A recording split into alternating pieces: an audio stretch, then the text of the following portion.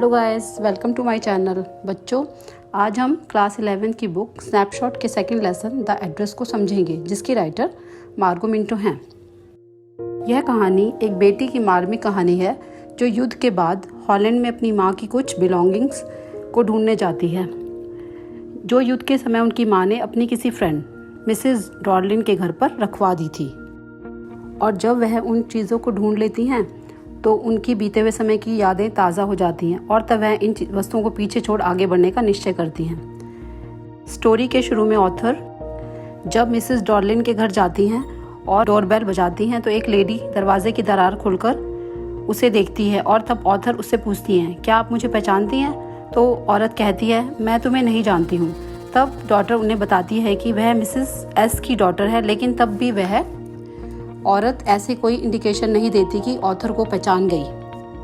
तब ऑथर ने दोबारा पूछा, क्या तुम मेरी माँ को पहचानती थी? तब महिला ने कहा, क्या तुम वापस आ गए हो? ऑथर सोचने लगी कि कोई नहीं, सिर्फ मैं ही आई हूँ। महिला के पीछे कॉरिडोर में एक दरवाज़ा खुलता है और बंद होता है। एक अजीब सी सीलन की बदबू आती है। तब महिला बोलती है, मैं तुम्हारे लिए कुछ नहीं कर सकती। तब ऑथर उस महिला को बताती है कि मैं स्पेशल ट्रेन से आई हूँ और आपसे कुछ देर बात करनी है। तो महिला बोलती है कि इस समय मैं बात नहीं कर सकती, फिर कभी मिलूंगी। महिला ने धीरे से दरवाज़ा बंद कर दिया ताकि अंदर किसी को कोई परेशानी न हो। ऑथर सीढ़ी पर खड़ी रहती है। तभी बाहरी खिड़की का पर्दा हिला और किसी ने ऑथर को घूरा और शायद महिला से पूछा होगा कि मुझे क्या चाहिए।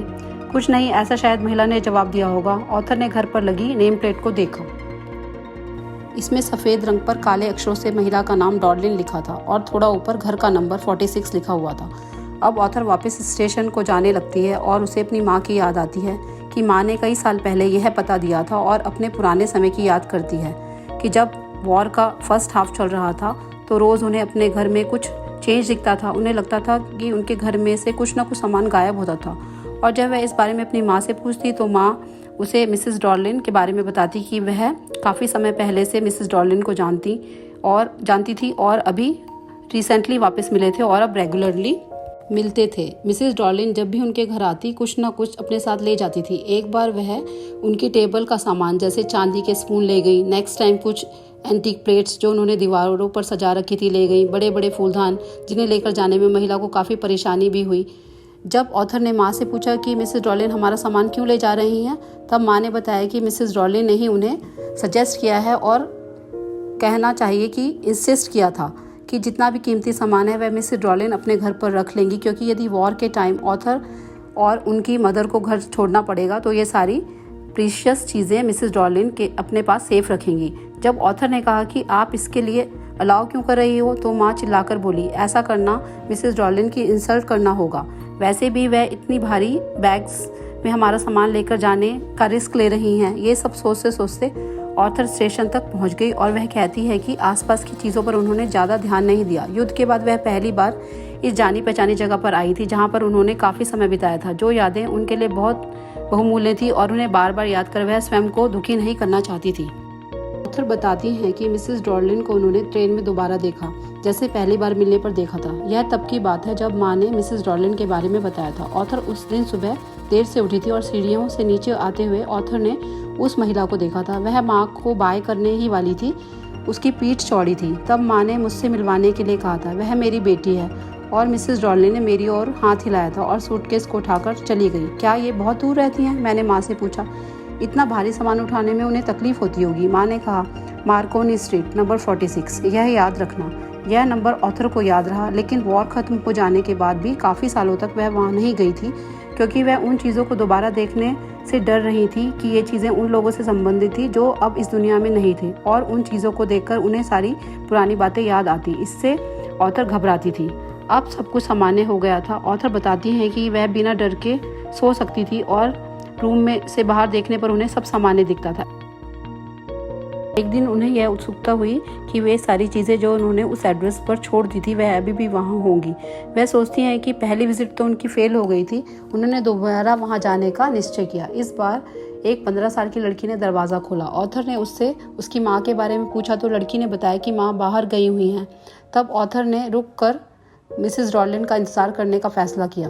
जब ऑथर लड़की के पीछे पैसे से गुजर रही थी तो उन्होंने एक पुराने फैशन का लोहे का कैंडल स्टैंड देखा जो उनका ही था, लेकिन उन्होंने उसे कभी यूज़ नहीं किया था क्योंकि वो बहुत भारी था। लड़की ने बैठक का दरवाज़ा खोल दिया और चली गई। ऑथर डरकर रुक गई। ये कमरा उस सामान से भरा था जिसे ऑथर देखना चाहती थी, लेकिन ये चीज़ें विचित्र से माहौल में रखी थी और बेढंगे तरीके से रखी गई थी। फर्नीचर से अजीब सी बदबू आ रही थी। ऑथर को हिम्मत नहीं हुई अपने चारों ओर देख सके। ऑथर एक कुर्सी पर बैठ गई। लकड़ी की मेज पर रखा मेजपोश भी जाना पहचाना था, उस पर जलने का निशान भी था। तब लड़की ने कहा, माँ आने वाली है, मैंने उनके लिए चाय बना दी है, क्या आप चाय लेंगी?